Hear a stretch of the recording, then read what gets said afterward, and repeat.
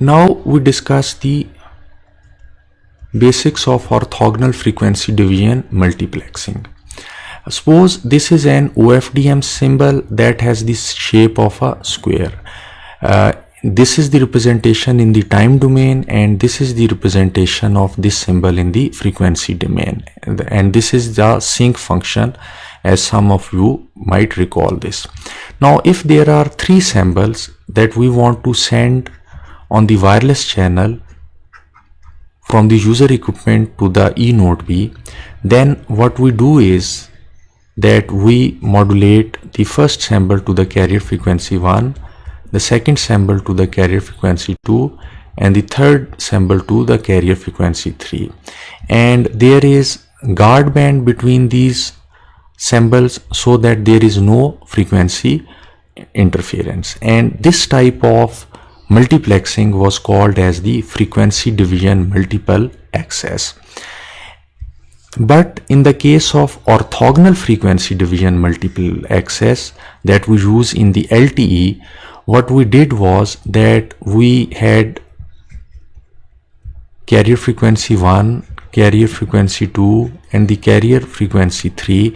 The distance between these carrier frequencies arranged in such a way that when there is the peak of symbol 1, the other two symbols have 0 value. When there is peak of symbol 2, the other two symbols have 0 value. And when there is peak of symbol 3, the other two symbols have 0 value. So this means that at this carrier frequency, the symbol 1 is orthogonal to the symbol 2 and 3, and at this carrier frequency the symbol 2 is orthogonal to symbol 1 and 2, and this carrier frequency symbol 3 is orthogonal to the symbol 1 and 2. So that is why this is called as the orthogonal frequency division multiple access. And in this case, at the carrier frequencies, the interference between these symbols, the frequency interference is eliminated. Now this first symbol that is modulated on the carrier frequency 1, it is called as the